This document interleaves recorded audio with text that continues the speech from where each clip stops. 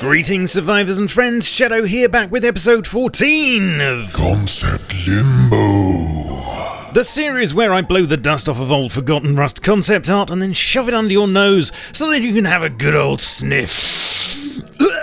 In this episode, if I had to pigeonhole them as anything, I'd say that most of the ideas herein fall under the category of deployables. And talking of which, something that seems to be a recurring theme in Rust is the tendency for our deployables to come in both basic and larger upgraded versions. Take for example the two types of furnace, mini and maxi water catchers, small and large chests, and as of writing this, we're about to get a tier 2 workbench to complement the standard version. Unfortunately, when it comes to cooking though, the only tiers that exist are those of downhearted Newmans, whose cuisine is limited to inserting slabs of roughly hacked off meat into crude piles of burning logs. Not exactly going to win any Michelin stars with that. However, there was a time, back in June of 2015, where the notion of enhanced cooking was thoroughly grilled by the erstwhile facepunch concept artist Megan Tupper, and it was in devblog number 65 that she first showed us her preliminary scribbles. As she put it, now that we're starting to get more foodstuffs and tier 2 buildings, it makes sense to start working on tier 2 cooking. This could possibly introduce different types of foods, ways of preserving things, and the ability to make your food go further. The following week, and after the idea had had time to stew, she presented us with a few more possible setups that could not only help preserve food,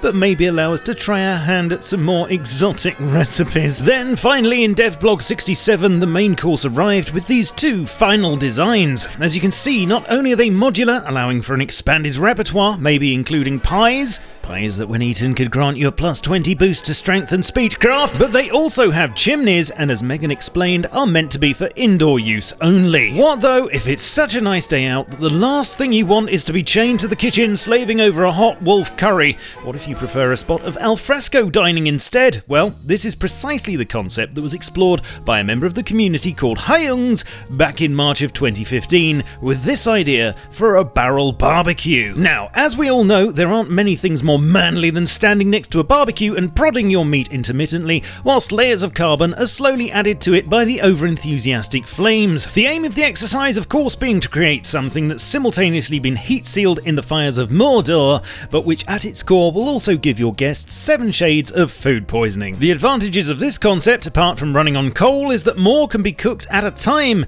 and due to your meats being on display, there's less chance of accidentally turning them into a selection of crispy death nuggets. In all fairness, Megan did actually come up with a few fire pit type combo cooking ideas herself as far back as late 2014, but interestingly, she didn't stop there. As we all know, there's no smoke without fire, and so why not use it to communicate something meaningful to your friends/enemies on yonder hill with these smoke beacons? Not exactly sure what you'd say with them. Why aren't you using global chat, maybe? Not quite sure how you'd convey that. You could also perhaps add something to change the colour. Red for "we're coming to raid you right now if that's alright," or green for summoning the Hulk? I don't know. Not sure how useful these would actually be, apart from just looking menacing. There are other ways to strike fear into the hearts of your enemies, warn people off of your property, or just show off your rusty prowess, of course. And back in devblog 83 from October 2015, Howie at Facepunch was working on some designs for player-made structures that would have just this effect. Your eye likely strays immediately to the head on a stick, which is something that players have been asking for about as long as anyone cares to remember. I also quite like the wolf statue, which reminds me of the old wolf temple monument from way back when. However, the idea behind these sketches was partly to give players a sense of personal investment, and so immediately following them we had this monstrosity. Think of it as a kind of totem pole that would be added to as you completed specific milestones, and that would tell the world that either A, you're not to be messed with, or B, you're compensating for something. There was talk of taking this idea further, but sadly nothing else ever materialised. I think it would be good for players to have some achievement record, or at least something tangible, which would give them a sense of investment on a particular server. But what do you think it should be? Leave me a comment, please. Moving back indoors now, and over the months we've had a few changes to the way tool cupboards work. In fact, at some point, we might even switch over to a completely different non-cupboardy system. At least that's what's been intimated on more than one occasion. However, back at the end of 2014, a shake-up to the cupboard was suggested, at least visually, which would see it become less generic and a bit more instantly recognisable. At first, these concepts were quite varied, and in the case of the safe, could possibly provide more functionality than just determining building control. One has to wonder what would be involved in authorising yourself on the toilet. No, actually, I think I can imagine. Fairly soon after this, though, the designs shifted to this sort of thing, a sinister-looking building doll or effigy made out of twigs and whatever else seemed to be lying around at the time. It might even be something attached to a wall in your base instead of a standalone piece of furniture. The thought at the time was in order to maintain authorization, it would need to be regularly topped up with offerings of some kind. An interesting idea, but it was filed under Look At Later, and that's where it is to this day. At this point, I think it's appropriate to insert something else that could be wall-mounted, and so here are some designs for trophies from February 2015. Purely decorative, of course, but if you're gonna live in a place, you might as well make it homely. You could argue that upcycling bits of other players in your interior design shenanigans could just encourage KOS even more, but to be honest, I don't see it making any difference at this point. This next one isn't really a deployable, but is decorative, so I think I can safely link it into the previous thought.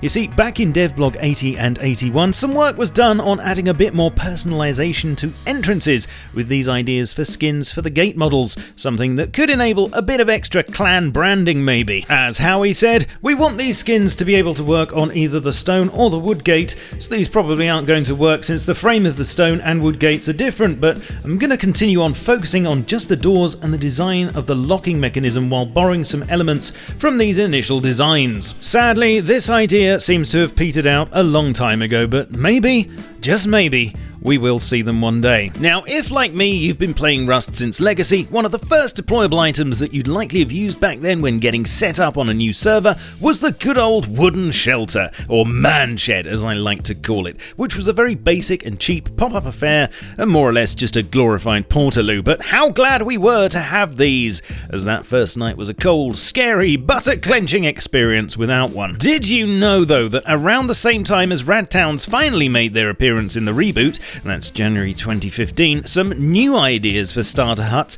were actually being drawn up. These were a bit different to the original design, and instead of semi-sturdy wood, they looked like the sort of bushcraft creations that you'd expect Bear Grylls to emerge from at any moment, holding a bottle of suspiciously yellow liquid. Knowing the nature of the Rust player base, the flimsy appearance of these designs, and the current proliferation of flamethrowers, though, it's probably a good job we never did get them. Even earlier than this, some slightly more discreet concepts were drawn up based on real-life shelters called debris huts. These literally do use debris from your surroundings to build, and as such have a tendency to merge with the environment. But if you still think this is too easy to spot, you could take it to the next level. Down. With this, the cry in a hole, a concept that I think most Rust players with any decent amount of hours under their belt are very familiar with. This thing is extremely basic, has a camouflaged lid, room for one person and a storage bag, and could double as a respawn point.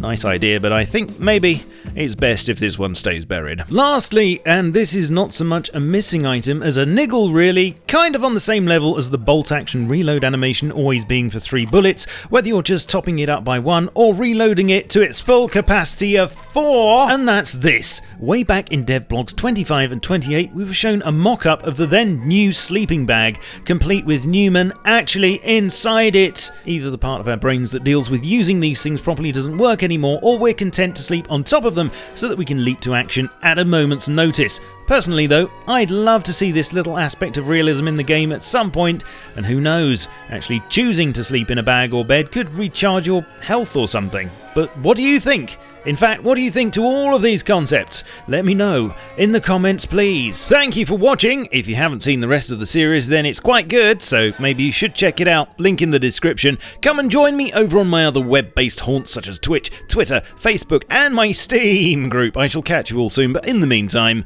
keep calm and stay rusty. Cheerio.